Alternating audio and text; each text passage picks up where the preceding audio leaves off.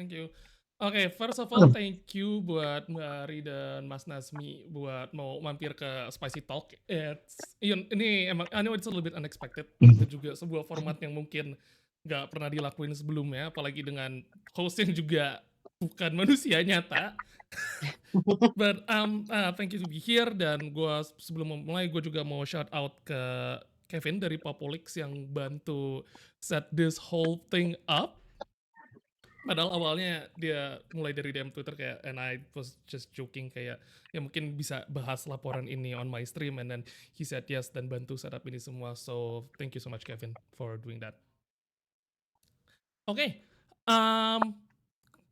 gue langsung mulai aja ya. Jadi kayak belakangan ini kita, terutama yang udah lihat coverage aku pas demo Hashtag Indonesia Gelap kemarin, untuk pertama kalinya ngerasa, mungkin banyak dari viewer atau yang lain juga ngerasa kalau media, terutama media mainstream, jadi tidak bisa diandalkan dalam peliputan demo atau memberikan perspektif yang tidak bias kepada pendemo. Dan mungkin banyak yang bertanya-tanya kayak, kenapa tiba-tiba jadi kayak begini? Apakah ada tekanan, apakah ada upaya intimidasi atau supresi atau something else like that?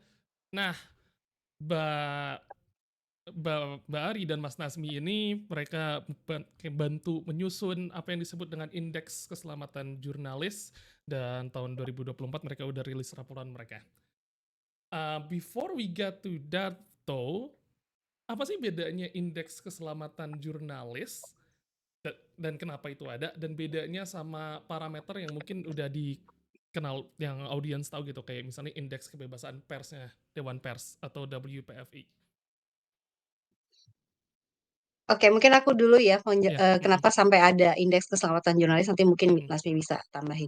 Intinya sih dari quote and quote mandat dari program jurnalisme aman ini adalah, salah satunya adalah melakukan pemetaan kekerasan jurnalis di tanah air gitu ya.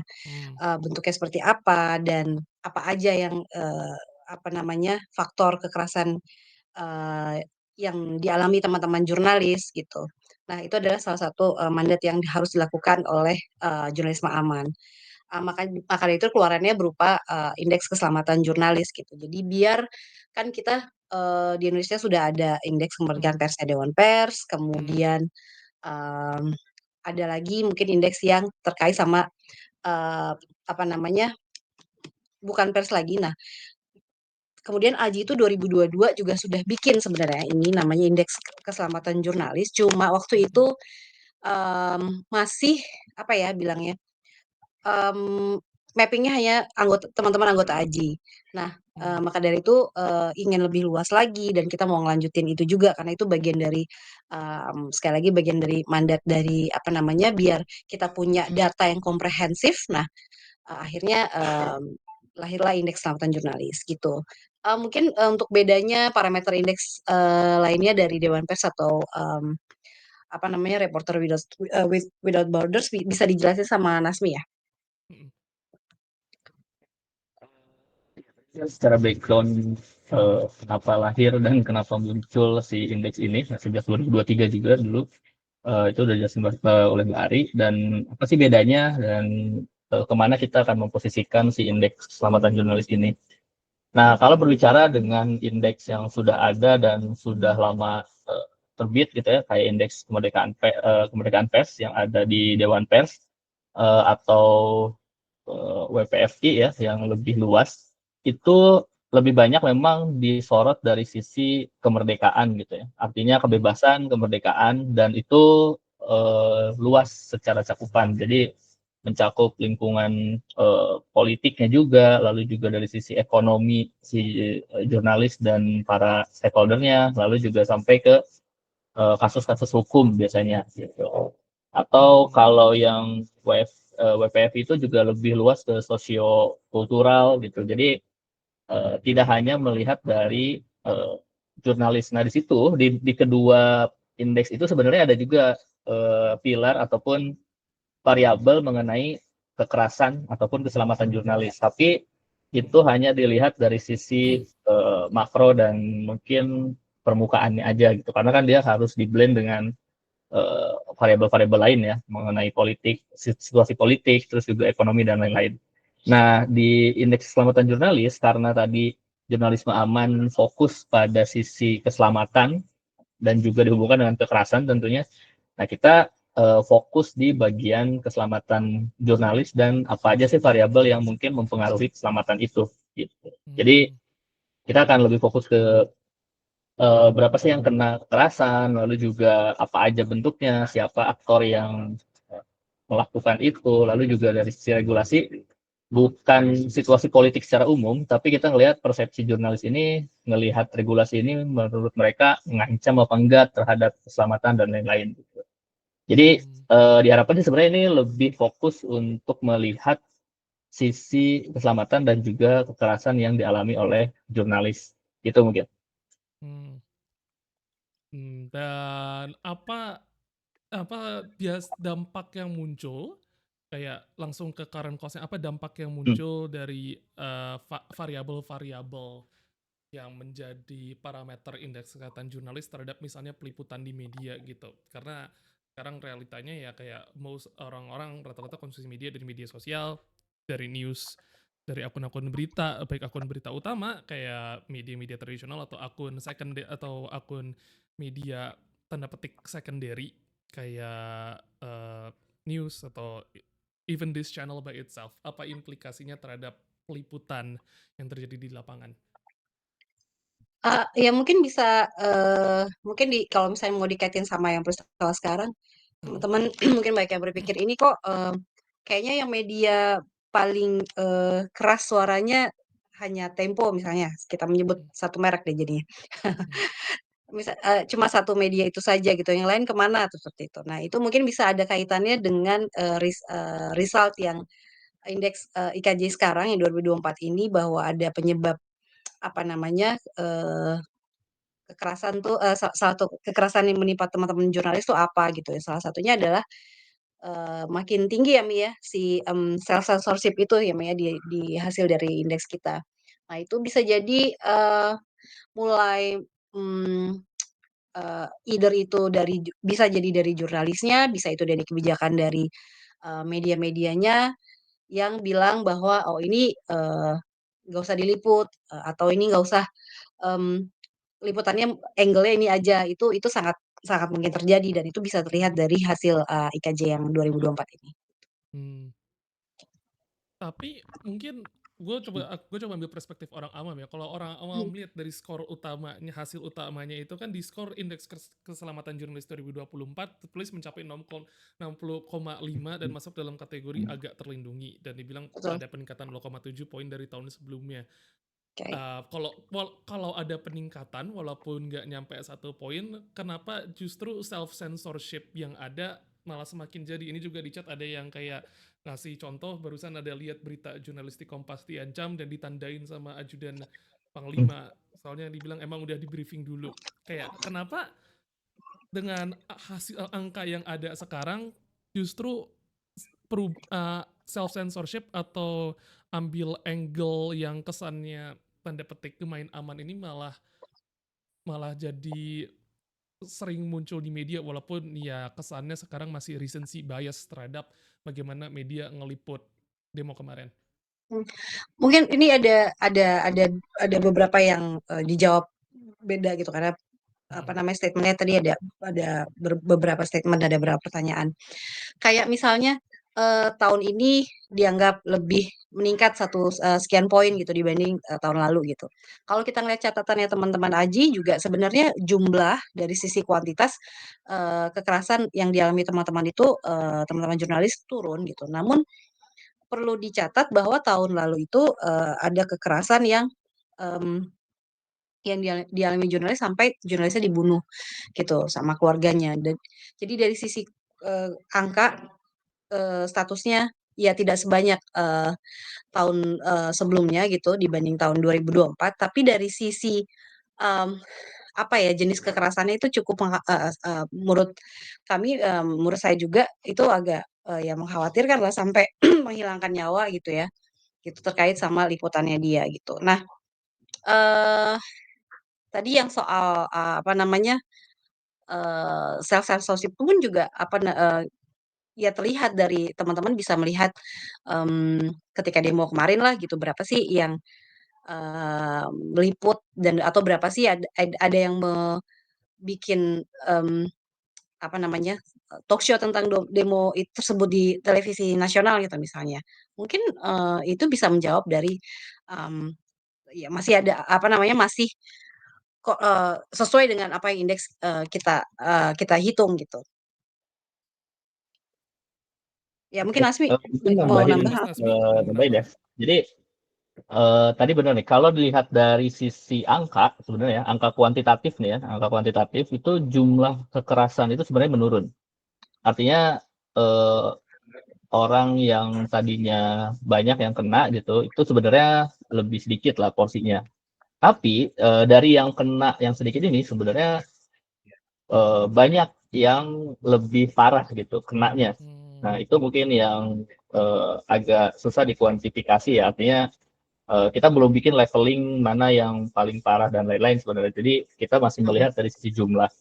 Nah, di sisi mhm, lain, eee, mereka itu tidak terkena kekerasannya nih, tapi, mhm, eee, mereka lebih hati-hati gitu. Artinya, untuk menghindari kekerasan gitu ya, jadi mereka ya lebih hati-hati. Salah satunya apa, yang tadinya disensor, kan, sensor itu bisa oleh orang lain ya, artinya, mhm, saat kita nulis, terus sampai ke meja redaksi, tiba-tiba misalkan diturunin. Nah, itu juga disensor tuh sama redaksinya, atau bahkan sudah muncul, sudah publish, ada yang, eee, komen untuk disensor atau untuk diturunkan. Nah, itu juga sama. Nah, di 2024 mungkin tidak banyak yang sampai ke situ, tapi mereka sudah memfilter dari awal gitu. Makanya ada namanya self censorship. Jadi, self censorship itu sebelum dia melakukan tugas jurnalistiknya, dia sudah menyensor dirinya sendiri juga gitu. Eee, oh ya yang kalau yang sensitif kayaknya nggak usah di-list deh dan seterusnya. Nah mungkin juga kalau dilihat dari, angka yang ada di laporan indeks keselamatan jurnalis, itu dari yang kena paling banyak itu kan ada pelarangan liputan, lalu juga mhm, pelarangan pemberitaan gitu ya. Jadi, ya kalau pelarangan liputan tuh ya dia memang tidak boleh meliput, katakanlah tadi demo, mhm, udah nggak usah dimasukin. Jadi memang dari agenda setting di redaksi sudah tidak memasukkan isu tersebut gitu. Jadi walaupun dia mengajukan, ya udah nggak usah gitu. Atau ada juga yang pelarangan pemberitaan. Jadi yang tadi udah diliput, mau diberitakan nggak jadi. mhm, Sampai ada juga sebenarnya yang penghapusan hasil liputan. Sebenarnya mhm, kekerasan di sini tuh masih dalam, eee, konteks, eee, konteks untuk si, jurnalisnya gitu. Nah, mmm, makanya kenapa ya tadi dari sisi berita, kok ini nggak ada ya gitu, kok nggak ada yang bahas ya, kok nggak ada yang, eee, ngeliput ini gitu. Nah, itu mungkin salah satunya dari situ juga. Sebelumnya dia udah pernah coba, udah pernah melakukan, terus disensor misalkan dari pihak luar gitu. Biasanya yang pertama mhm, memang dari pihak luar, entah itu klien atau owner, ada juga tuh detailnya ya, ada redaksi sendiri. Nah setelah itu mereka mendapatkan sensor, maksudnya disensor dari luar. Nah, kedua kali, ketiga kali biasanya mereka menilai dirinya ataupun meminimalisir resiko dirinya ya dengan cara self censorship tadi. Jadi mmm, ya udah deh, gue nggak usah lagi. Katakanlah isu-isu kayak sensitif misalkan pembangunan, mungkin nanti Bari bisa cerita lebih lanjut misalnya kayak di TSM gitu. Atau ada yang di laporan kami juga yang dari, Flores, itu juga ada sedikit cerita indeks interview dari pembangunan infrastruktur di sana. Eee, Mereka yang awalnya meliput, awalnya memberitakan, mengenai, ketidakadilan dan lain-lain, setelah mendapatkan kekerasan ya akhirnya udah nggak dijalanin lagi padahal isunya masih lanjut sebenarnya gitu. mhm, Mungkin itu sih implikasi jauhnya ya, kenapa, mhm. kekerasan ini terjadi dan akhirnya ke kualitas berita ataupun, media yang kita konsumsi di publik gitu. mmm. Jadi basically kalau coba dicerminkan dengan situasi sekarang sebenarnya strategi, apa, bukan strategi lebih tepatnya kekerasan yang dialami oleh para jurnalis ini kurang lebih menggunakan strategi yang sama yang emang udah kayak sering digunakan untuk membungkam atau kayak buat orang-orang yang kritis terhadap pemerintah sejauh ini berhenti gitu kan, kayak diretas WhatsApp-nya atau kayak pengalaman salah satu teman saya friend of the show Resi 014 pas masalah Kominfo dulu yang PSE sampai di teror juga WhatsApp-nya dan sekarang dia juga kayak mulai jarang mengkomentari kasus pemerintah. Berarti kurang lebih sebenarnya angle yang dipakai sama, intimidasi, tapi bedanya ini lewat institusinya ya, bukan langsung ke seringkali terhadap institusinya, bukan langsung ke orangnya. Atau bagaimana? Iya, kurang lebih prakteknya sama gitu ya. Mhm, Eee, mu Ya mungkin dulu langsung, wartawannya misalnya ketika nulis berita terus di-upload di sosial media terus, siapa pelaku kemudian mencari tahu siapa, apa namanya, nama mhm, wartawannya dan kemudian di-doxing dan lain sebagainya. Itu yang terjadi di awal-awal ketika, mhm, apa namanya, banyak, mmm, media-media online gitu ya, nggak usah media online lah ya, media yang lain pun, dan dia tidak, apa, dia punya platform, selain platform digitalnya juga dapat masalah kayak gitu. Nah, belakangan mungkin ya itu akhirnya dampaknya ke sininya, either itu, dari redaksinya mulai main, aman atau kemudian ada tuntutan, dari luar biasanya yang minta ke entah itu, mhm, atasannya, entah itu mungkin owner dari si media itu tersebut, atau mungkin justru owner-nya itu, punya, relasi dengan, yang terkait dengan pemberitaan. Nah, itu bisa jadi seperti itu. Tadi sebelumnya kita balik, ke yang sebelumnya yang apa namanya, ini baru dimunculin 2 hari kemudian ada mhm, kekerasan, ini emang saya sendiri juga, agak sedikit bukan agak sedikit ya, agak syok dan sedih juga gitu loh karena, mmm, wah ini kita udah ngeluarin dan kita sudah banyak, karena jurnalis aman ini kan, tidak apa, stakeholder-nya itu nggak cuma teman-teman jurnalis aja gitu ya, juga mhm, ada terutama kita memang endorsement-nya ke, apa namanya, ke aparat penegak hukum, terus ke pemerintah dan lain sebagainya gitu loh. Kita sudah, apa, juga memberikan kapasitas, building ke seluruh stakeholder gitu, tapi masih ada kejadian kayak gini. Tapi untungnya respons, dengan cepat gitu ya, itulah, kita harus lihat sisi baiknya, apalagi sekarang kalau ngelihat teman-teman di X itu juga cukup kritis gitu ya ngebela mhm, wartawan Kompas dan kemudian kasus di Ternate dan juga ada Aji Indonesia, KKJ yang merespon, ini. Mudah-mudahan sih mereka semakin, paham ya bahwa mhm, nggak bisa melakukan atau men-treatment teman-teman jurnalis kayak gitu. mmm. Iya Ini itu balik lagi ke sini memang kayaknya memang harus kita nggak boleh capek, kita nggak boleh henti-hentinya terus untuk, mhm, campaign tentang apa, kebebasan pers, tentang keselamatan teman-teman jurnalis kita memang nggak boleh berhenti sih. kalau dari Mas Nazmi sendiri?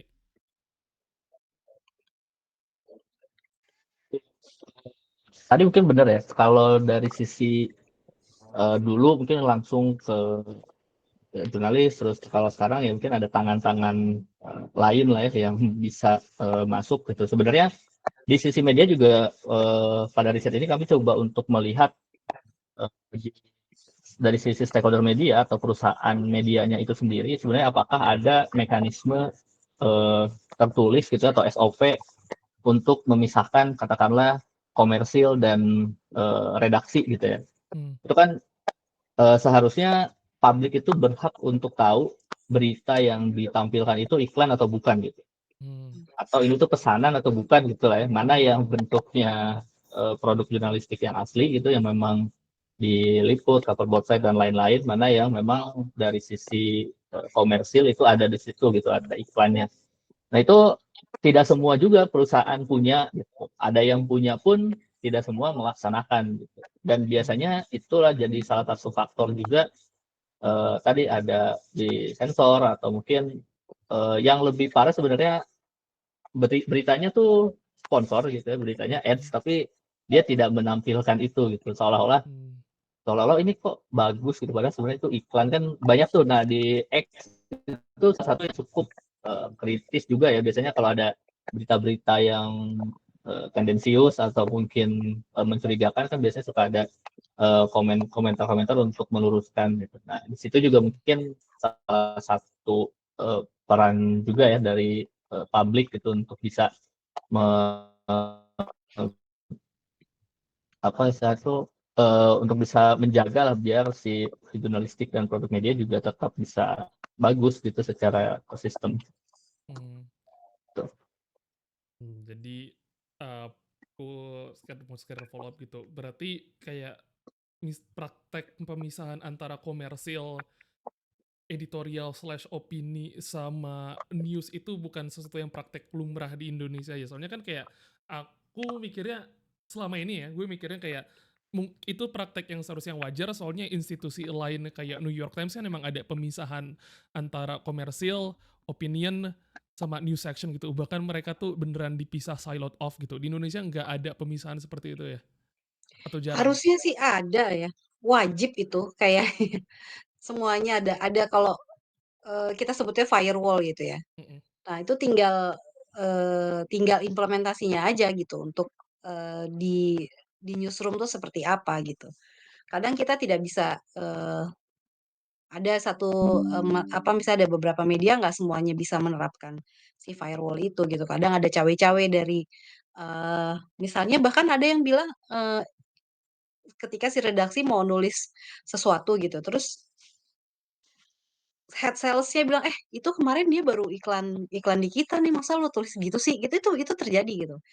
Padahal tuh Hmm. kita udah di dunia jurnalistik manapun ya secara secara teori jurnalistik pun juga harus dipisah gitu. Ini berita yang memang buat publik apapun, either itu bagus, either itu ternyata, busuk ya memang harus diceritakan, harus diinformasikan. Nah, tapi di satu sisi juga ada kepentingan yang lain gitu, yang merasa takut kue iklannya hilang atau mungkin ada relasi dengan owner atau sebenarnya itu harus semuanya ada gitu. Cuma ya itulah suka terjadi begitu saja lah di ruang redaksi itu kayak gitu. Hmm. Buat mereka yang mungkin eee, ya bisa jadi tidak seindependen itu ternyata gitu loh. Hmm. Ini ada satu teori slash pertanyaan dari chat yang kayak fenomena kemarin banyak pemret dikumpulkan oleh presiden di kediaman pribadinya itu apakah dalam konteks keamanan jurnalis bisa disebut kayak semacam salah satu bentuk in- intimidasi agar agar ada arahan dari presiden kalau pemret jangan memberitakan yang gelap-gelap dan harusnya yang cerah-cerah aja atau atau kebanyakan orang bahkan kayak di sosial media itu ya agak berpikir terlalu jauh dalam konteks itu. Well, ya tahulah, yang arrange pertemuan itu kita semua tahu siapa gitu ya di balik itu. Mm-mm. Terus mungkin ada beberapa atau mungkin ada satu 2 media yang, "Loh kok dia datang sih?" Gitu. Wah udah nih nggak ini nih. Kalau kalau gue sih lebih lihat kita benefit of doubt aja gitu ya. Hmm. Eee, Wartawan tuh memang harusnya bisa mingle ke mana pun gitu. Hmm. Mungkin dia pengen lihat gitu, mungkin, beberapa jurnalis yang publik ngerasa, "Wah si Aul nih dia sekarang udah merapat nih," gitu, ada komentar-komentar kayak gitu. Mungkin dia punya punya pemikiran yang lain gitu ya, punya pengen tahu ada apa sih ini kok gue datang deh gitu, gue putusin datang. Mmm, itu kita mencoba untuk berpikir positif aja gitu ya. Hmm. Walaupun sebenarnya if I were Pemret gue nggak misal diundang gue nggak akan mau gitu datang ke situ. Tapi lagi-lagi kan Pemret itu masih ada owner dari di atasnya masih ada gitu ya, mungkin, Hmm. dekat dengan, ring satu gitu yang, nggak Hmm. bisa lu mesti datang ya, ya sudah datang, yang penting selama tidak melanggar prinsip, dan etika jurnalis, ya mau nggak mau harus datang gitu. Ya cuma tapi itu memang, mmm, kalau ngelihat agak gimana gitu ya, ngelihat, "Waduh diundang," dan kita tahulah siapa background-nya, apa Mm-mm. background, yang undangnya siapa dan lain sebagainya gitu. Mm-mm. Mungkin Asmi ada yang mau ditambahin, Mi? Mm-mm.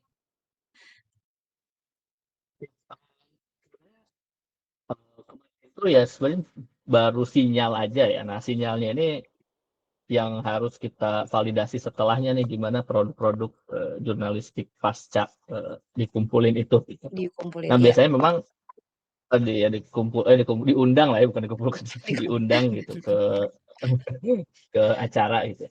Nah, karena memang tadi ya konteks secara umum ya sebenarnya nggak apa-apa nih biar tahu lebih dalam, terus juga mungkin di situ ada kesempatan untuk bertanya lebih detail dan lain-lain, itu juga bisa jadi sinyal bagus gitu, artinya terbuka. Tapi di satu sisi karena itu balik lagi secara forumnya mungkin tertutup gitu, kita juga nggak tahu apa hasilnya dan apa yang terjadi di dalamnya, ya yang kita bisa nilai mungkin nanti setelahnya gitu, apa yang Iya. akan terjadi pada produk-produk jurnalistik pasca itu. Hmm.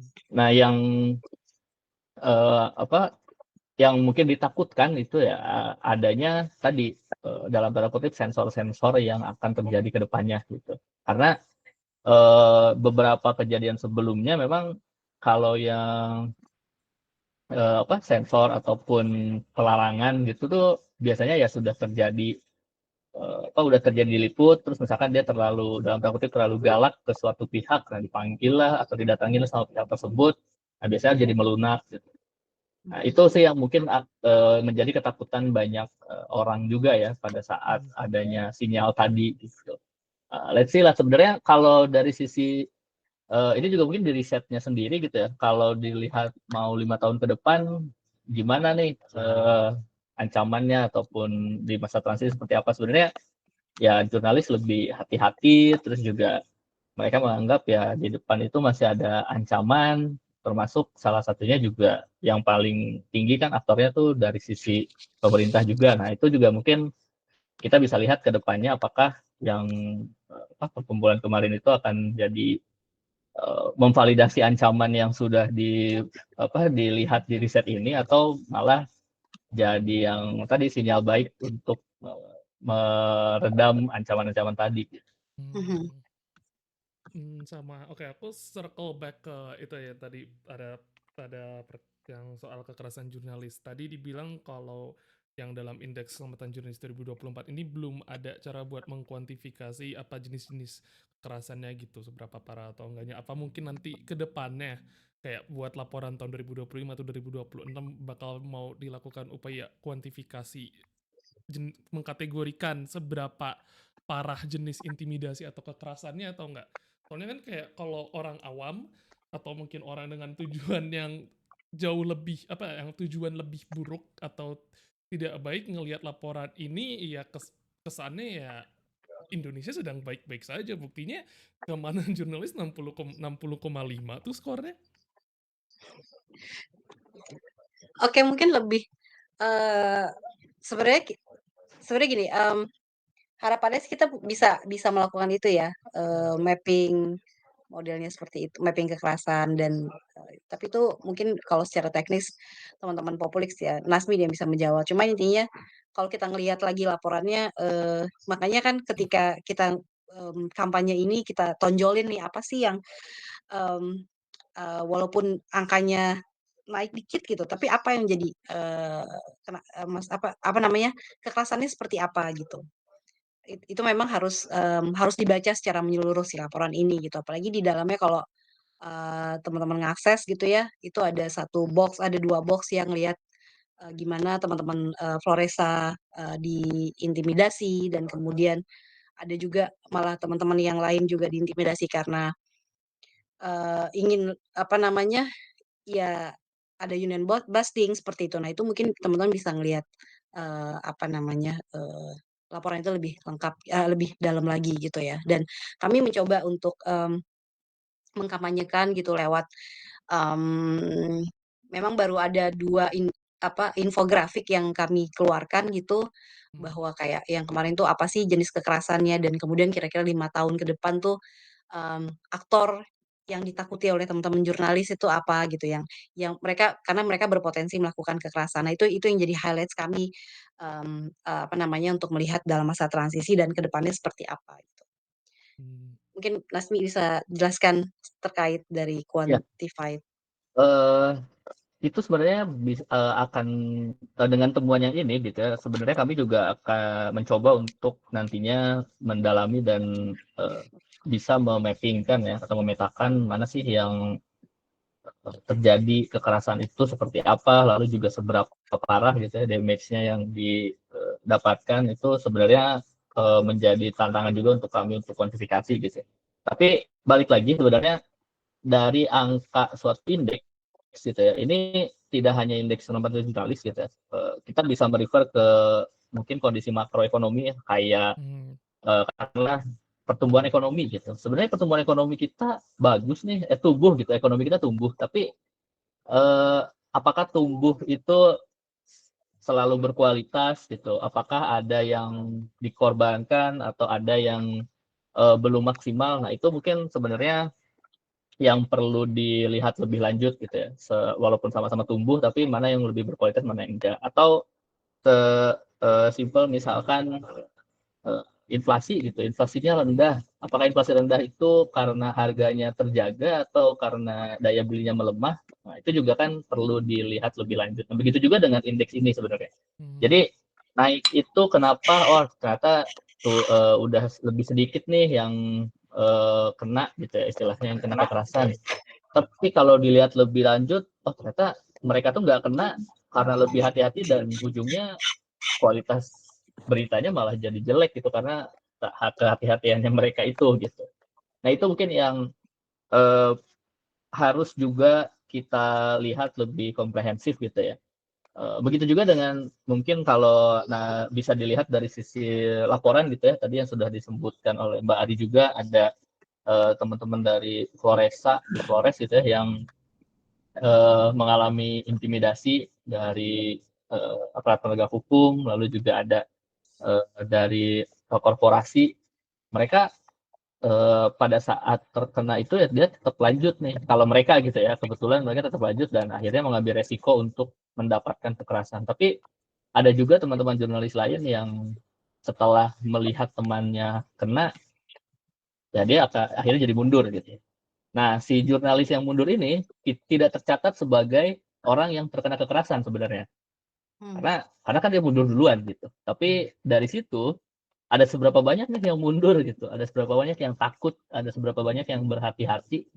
Nah, itu menjadi sinyal bahwa oh walaupun walaupun kekerasannya sedikit, orang yang kenanya sedikit, tapi yang lebih hati-hati ini justru malah punya efek lebih jauh lagi nih kepada ekosistem media kita, berita yang dikonsumsi mungkin oleh publik secara umum gitu dan seterusnya.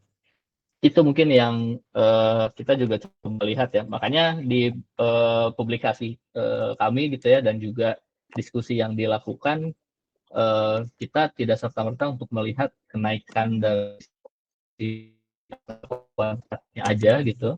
Tapi kita juga bukan skeptis ya, mungkin kita juga ngelihat oh ini turunnya kenapa, lalu juga kira-kira apa yang bisa terjadi setelah ini dan seterusnya gitu. Mungkin itu sih tambahan.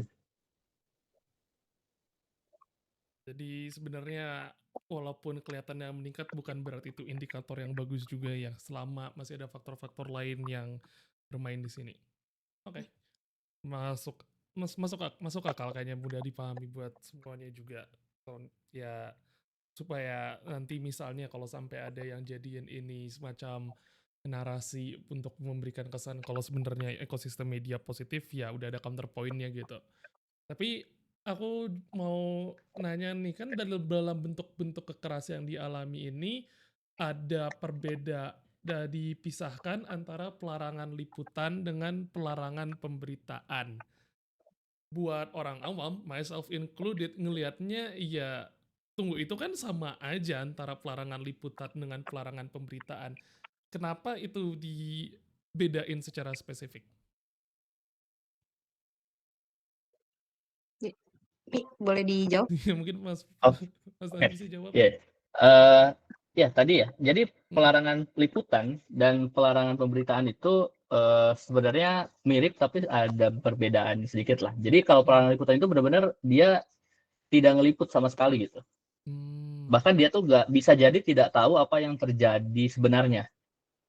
hmm, Kadang-kadang gini, ada demo ya kemarin ya, Indonesia Gelap gitu, demo. Ini biasanya kan kalau reporter ya tetap ada approval untuk apa istilahnya liputannya di mana aja dan seterusnya. Saya mau hmm, liput Indonesia Gelap nih, pengen tahu tuntutannya apa dan lain-lain. Nah, itu nggak boleh istilahnya gitu, itu dilarang, dilarang untuk meliput. Nah, yang kedua, kalau pemberitaan, dia udah meliput dulu, dia udah tahu dulu apa yang terjadi.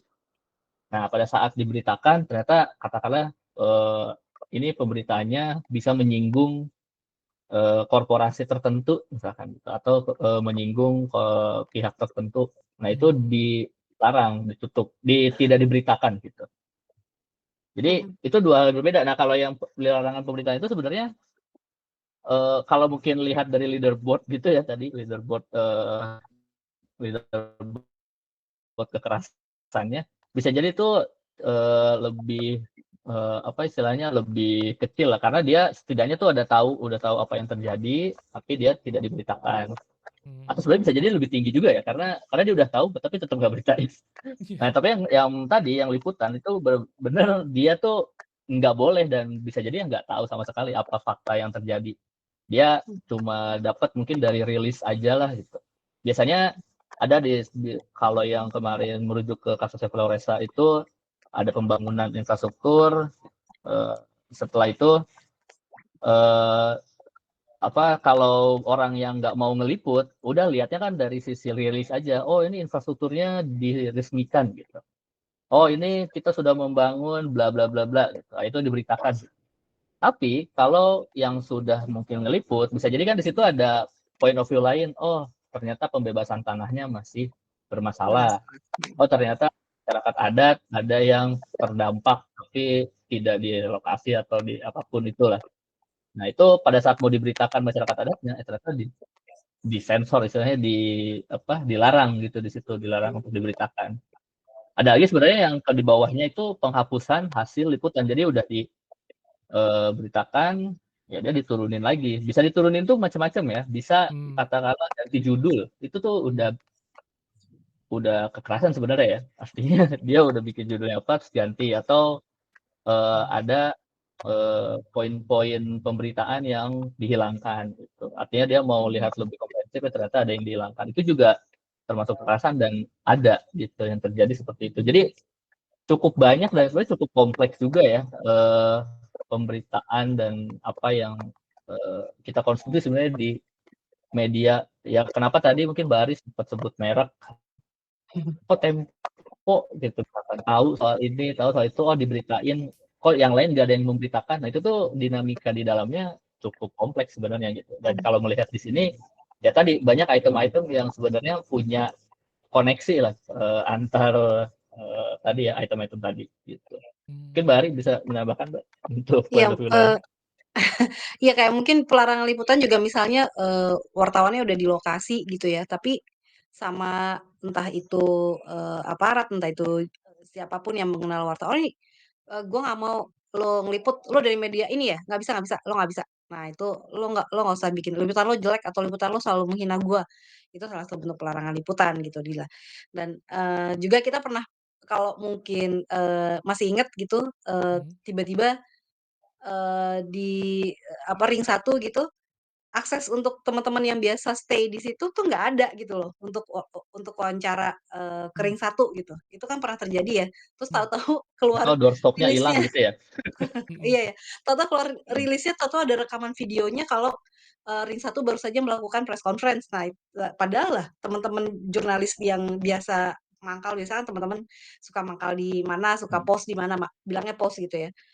Eee, Tadi perasaan nggak ada apa-apa, tadi, kita ditutup-tutupin, riset-nya ke mana. Nah, model-model seperti itu kan bagian dari pelarangan, liputan gitu dan ya mmm, pemberitaan ya sebenarnya betul. more and less, ya itu tadi udah ada, udah disiapin terus, "Enggak deh, nggak bisa kita beritain ini, terlalu sensitif buat, kantor kita," gitu. Nah itu juga, bagian dari, kekerasan dan tadi, Nasmi bilang, apa namanya, eee, ganti judul itu juga bagian dari kekerasan gitu ya gitu. Meskipun bilang, mmm, ada orang nganggap, "Ah, enggak ah, kita cuma minta baik-baik kok ganti judul, soalnya itu nggak benar," gitu, nggak ya sebenarnya ada mekanisme gitu ketika merasa, "Nih beritanya nggak benar kok," ada mekanisme yang harus dilakukan oleh yang protes gitu, bisa.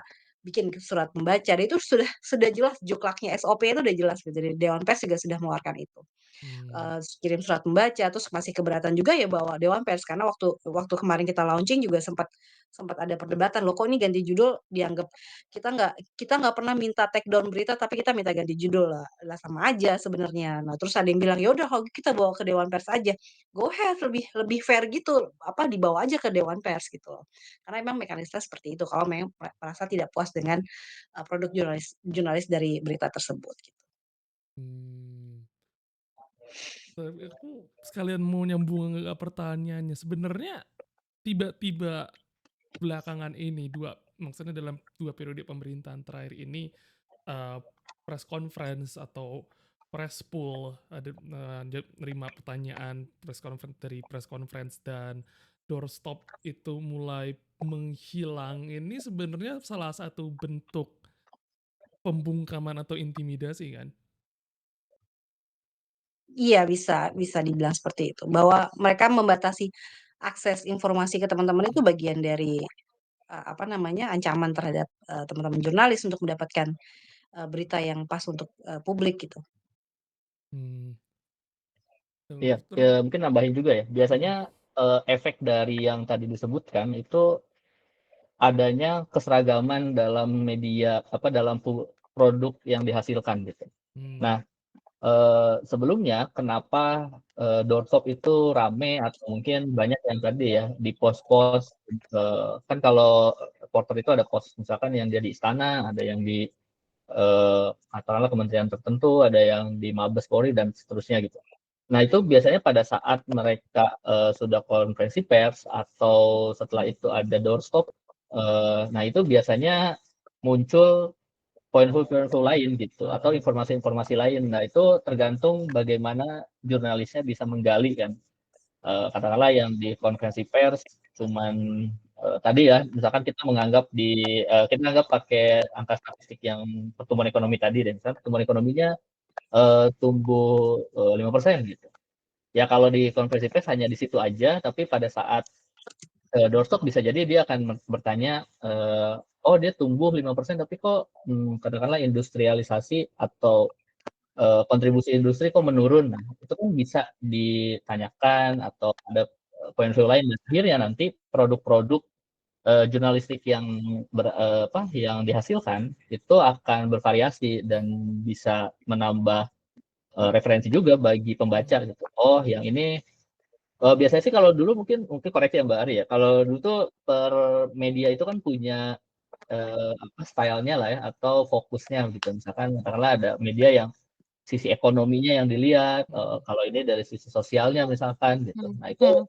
dari satu isu yang sama, dari satu konferensi pers yang sama, bisa jadi hasil pemberitaannya tuh akan berbeda, Beda-beda.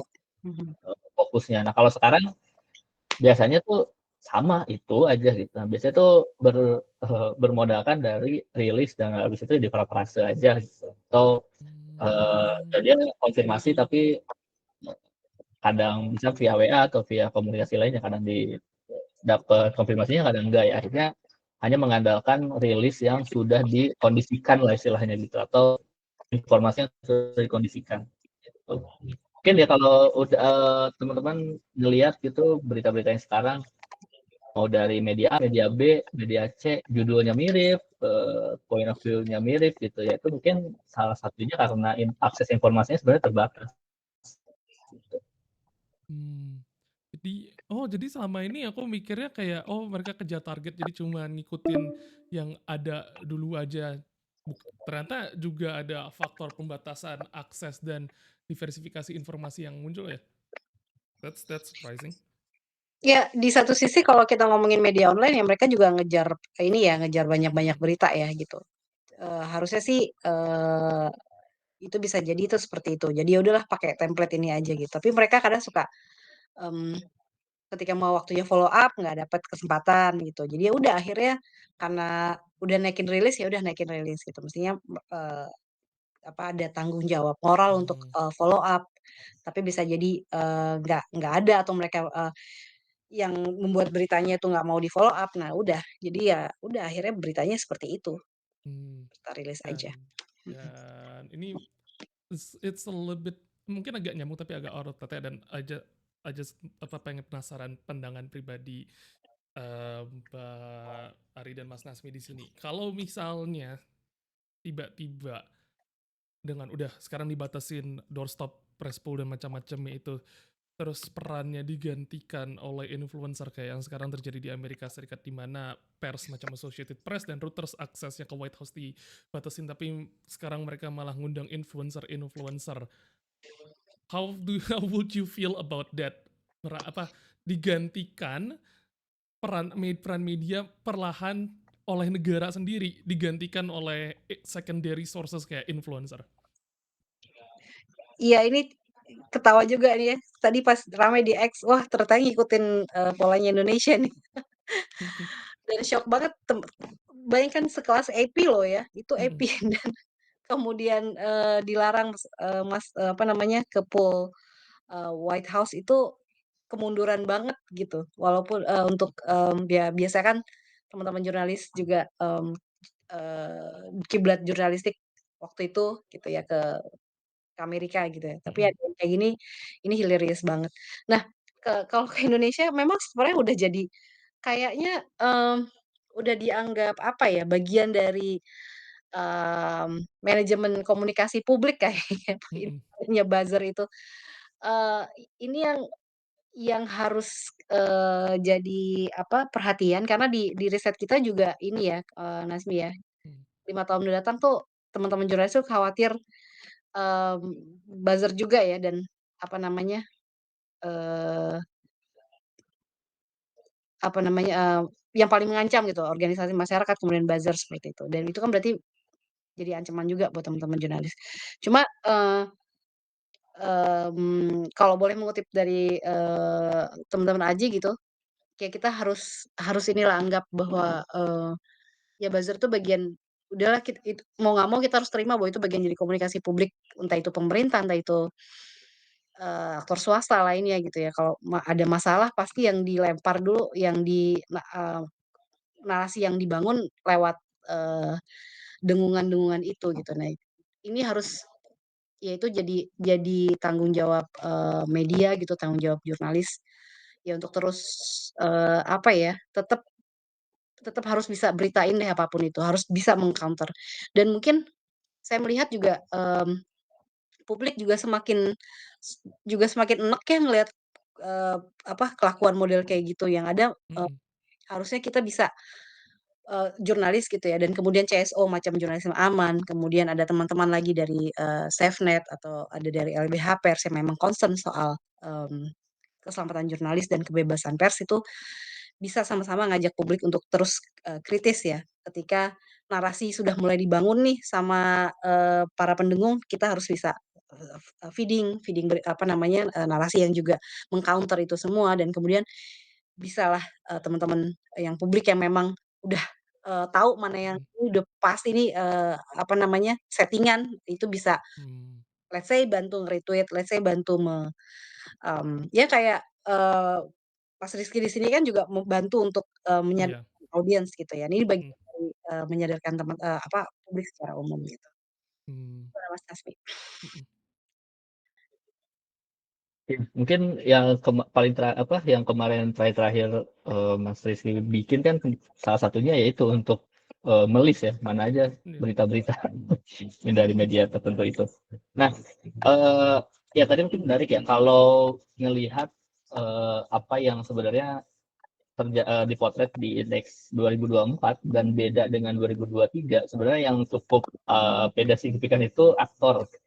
Kalau yang sebelumnya itu lebih banyak ya di ormas, terus polisi, lalu ada pihak pemerintah dan ada juga individu atau kelompok dengan motif tertentu gitu.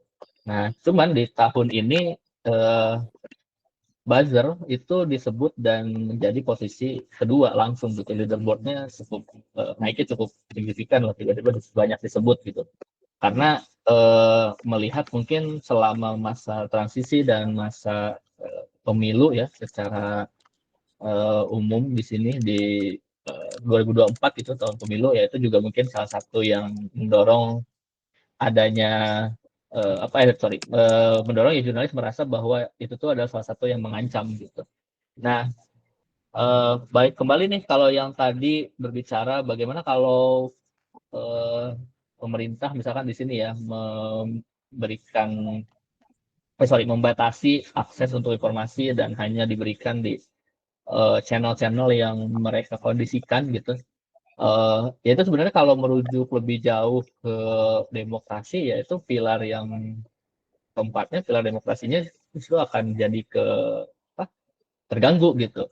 Karena adanya pers atau media dan jurnalis kan sebenarnya untuk menyeimbangkan ya apa yang tadi Mhm. masuk dari humas kan, kalau biasanya humas ya, kalau humas kan yang bagus-bagus gitu. Mhm. Ya ada juga sih mungkin kalau jelek mau gimana juga keluar. Tapi setidaknya itu dikondisikan. Nah, biasanya jurnalis itu muncul atau media itu muncul untuk mengkonfirmasi hal lain gitu, terus melihat dari perspektif yang lain, istilahnya mungkin ada ya cover both side lah, melihat juga dari sisi yang lain. Nah, itu yang mungkin nantinya akan hilang gitu.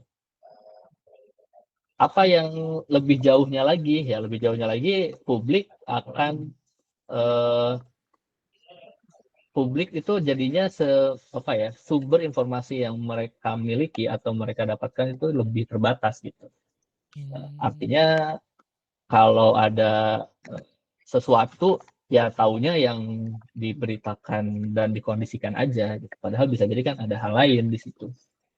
Termasuk juga mungkin tadi di komen juga ada ya salah satu media sosial yang menjadi Channel eh, komunikasi apa pemerintah. channel komunikasi gitu yang memang lagi rame juga gitu. Ya itu mungkin juga salah satu strategi gitu. Karena di riset Populik sebelumnya juga ada, kita coba memotret juga perbedaan dari dua media sosial gitu ya, antara TikTok dan X itu sangat jauh berbeda dari sisi persepsi terhadap pemerintahan gitu. Apa yang mereka tahu, apa yang mereka konsumsi, apa yang mereka baca itu sangat mempengaruhi persepsi dan penilaian mereka terhadap apa yang terjadi di lingkungannya gitu. Lebih jauh ya di negara ini misalkan gitu. Balik lagi nih baik untuk siapa ya, sebenarnya kalau untuk penyelenggara mungkin untuk kebijakan sebenarnya bagus-bagus aja ya, karena Mmm. ya kalau kebijakannya nggak ada yang ganggu kan sebenarnya akan berjalan mulus sesuai dengan tujuan dan lain-lain ya, mudah-mudahan tujuannya bagus gitu, jadi tetap bisa dikondisikan. Nah yang ditakutkan kan sebenarnya bisa jadi ya ada sesuatu lain yang sebenarnya kita juga perlu tahu, kita juga publik perlu untuk mengerti. Nah, itu yang dihilangkan atau ditutupi gitu. Sebenarnya mungkin bukan dihilangkan, jadi lebih ke ditutupi ya. Karena kalau kita cari sumber lain atau diskusi mungkin dengan orang yang atau pihak yang tepat ya sebenarnya sih mungkin akan tetap dapat juga knowledge-nya. Gitu. Iya sih. Dan karena waktu Google Meet-nya juga udah tinggal 5 menit lagi, jadi sekalian aja yang tadi statement Mas Nasmi jadi kayak penutupnya. Dan sebelum ditutup mungkin Mbak Ari atau Mas Nasmi pengen, kalau aku nyebutnya plug your stuff, jadi kayak mau promosiin sesuatu, promosiin diri sendiri juga boleh, mulai dari Mbak Ari mungkin mau promosiin apa gitu? Iya, pokoknya gini teman-teman, jurnalisme aman ini, di samping memang kita, bentuknya, ada keluarannya hasilnya riset, tapi kita juga, ada kapasitas building ya, Hmm. buat teman-teman jurnalis, kemudian juga ada tadi saya lupa bukan lupa, apa, teman-teman Persma juga harus, apa namanya, juga bagian dari, yang kami, fokuskan gitu ya, dan untuk teman-teman, apa namanya, jaga keselamatan, entah itu karena sedang liputan itu seperti apa, dan sekarang kan kita juga tidak hanya, keselamatan fisik ya, tapi juga digital. Jurnalisme aman itu sudah ada websitenya juga, jurnalismeaman.com. Hmm. Itu, ada berbagai macam modul, memang sedang on the way. Kemarin kami baru saja launching, ini Hmm. kerjasama dengan, Jurnalisme Aman bersama Tempo Institute ya, buat, modul keselamatan jurnalis, ada dari, apa namanya, keselamatan digital, kebersihan perangkat, dan lain sebagainya. Itu bisa coba untuk dipelajari, diunduh, dikerjakan soal-soalnya, itu mungkin bisa jadi kita ke depannya semakin, mmm, apa namanya, melindungi dirilah ya ketika, jadi wartawan atau persma atau bahkan sebenarnya bisa dipakai oleh orang awam juga yang sudah terbiasa berinteraksi di dunia digital gitu menghadapi, ramainya riuhnya, sosial media seperti itu bisa digunakan. Dan Mmm, mudah-mudahan ini, nggak sekali, 2 kali aja, kita masih terus sampai ya sampai indeks, semakin bagus gitu ya, teman-teman jurnalis juga semakin terlindungi, usaha teman-teman, jurnalisme aman, kemudian juga teman-teman, yang tergabung untuk, supporting jurnalis kita masih tetap selalu ada, gitu. oke, kalau dari Mas Laksmi ada yang mau dipromosiin? Promosi diri sendiri juga nggak apa-apa. Promosi deh.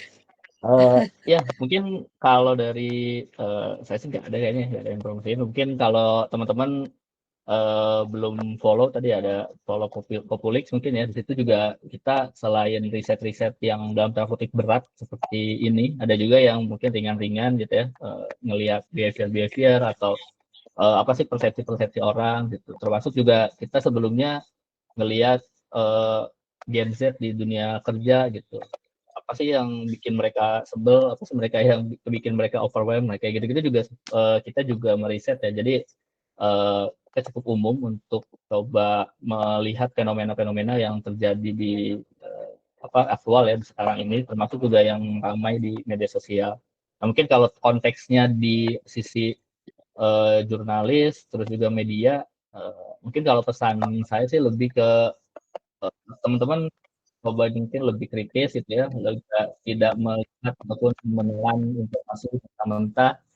Kalau lebih sering ngelihat diskusi di X itu kan sebenarnya cukup bagus ya, kalau diskusinya sehat ya, bukan yang Mhm. ngata-ngatain gitu.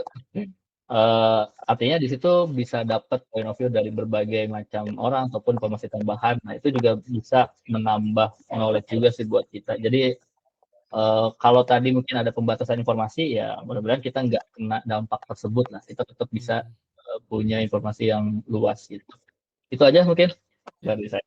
Oke, sekali lagi thank you buat Mbak Ari dan Mas Nazmi udah mampir ke Spicy Talk. Mungkin nanti di lain kesempatan dan probably on other web video platform karena Google Meet batasnya 1 jam doang. Kita bisa ngobrol lagi soal masa Oke, depan jurnalisme Indonesia. Terima kasih sekali lagi. Selamat malam semuanya. Thank you so much. Have a good night. Bye. bye. Thank you. Bye. Dah.